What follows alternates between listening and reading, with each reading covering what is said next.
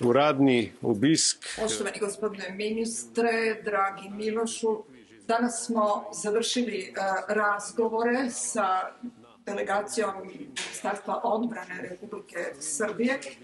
Naša želja je bila da ojačamo saradnju između Slovenije i Srbije, koja je već tako i tako dobra, i da još više povećamo obujam te saradnje.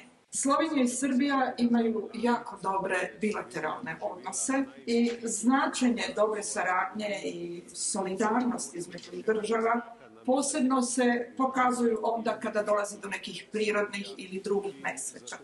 To se u prvom redu pokazalo lani, kada je Republika Slovenija doživjela najveći šumski požar u svojoj istoriji. Mnoge su nam države ponudile pomoć, ali isto tako i Srbija, pomoć za gašenje požara iz vazduha. I ovom prilikom želeo bih posebno da zahvalim ministru na ovoj pomoći. Bilateralna saradnja na polju odbrane i vojske je već uhodana i uglavnom je na ovim svim poljima od zajedničkog interesa. Saradnja je u prvom redu na polju vojne medicine, zatim veterine, obrazovanja i određenih logističkih segmenata. Mogućnosti za jačanje te saradnje su i na polju planinskog ratovanja. Susret na nivou ministara je ujedno i mogućnost da razmenimo stanovišta i mišljenja o aktualnim prilikama na području bezbednosti u regionu, a posebno o ratu u Ukrajini, o regionalnoj saradnji te o saradnji u međunarodnim operacijama i misijama. Zapadni Balkan je strateški veoma važan region i naša spoljna i naravno i bezbednosna politika, što se vidi iz naše aktivne uloge, je usmjerena upravo na područje Zapadnog Balkana. Također učestvujemo u brojnim međunarodnim operacijama i misijama.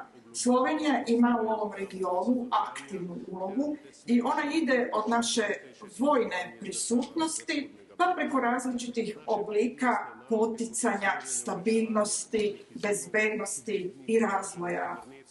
Slovenija će i dalje raditi na saradnji na ovom području, a pogotovo će raditi na produbljivanju saradnje na području odbrane i bezbednosti i za učinkovitije učestvovanje u raznim misijama sa državama Zapadnog Balkana.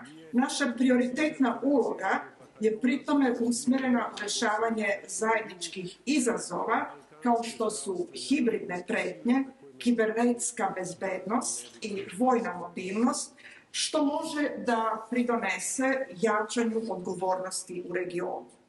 Koliko će god biti u našoj mogućnosti, mi ćemo nastojati iskoristiti sve alate i mehanizme koje imamo na raspoloženju, kao što su to, na primjer, Evropski mirovni instrument, gdje je Slovenija bila jedna od glavnih zagovornica dvaju projekata i dobili smo već i pomoć Evropske unije, financiranje bataljona za razminiranje u Bosni i Hercegovini, te balkanske vojno-medicinske snage. Korisno in pomembno je tudi... Naravno, veoma važna je naša saradnja u okviru regionalnih inicijativa. Slovenija i Srbija odlično sarađuju u okviru balkanskih vojno-medicinskih snaga. Republika Srbija bila je prva koja je preuzela vodstvo od 2017. do 2020. a Slovenija nakon toga do 2024. Vrlo važna tema razgovora bili su arhivi nekadašnje zajedničke države. Gospodinu ministru Vučeviću posebno se zahvaljujem na ovom pozitivnom napretku koji je bio postignut upravo oko ovih pitanja, o čemu smo govorili na zadnjem našem susretu u decembru 2022. Želeo bih da bi tako pozitivno išlo to i dalje na području pitanja oko sukcesije. Kolegi sam ponudio pomoći u digitalizaciji zajedničkog arhivskog nasljeđa. Još jednom, poštovani ministre, zahvaljujem na tom napretku.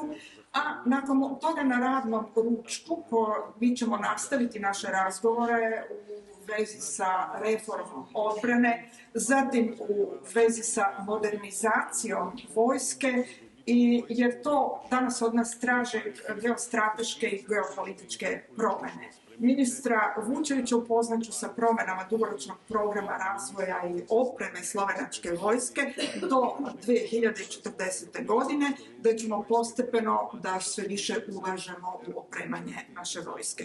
Još jednom, gospodine ministre, dragi Milošu, zahvaljujem na ovoj posjeti i želim ugodan boravak ovdje u Sloveniji.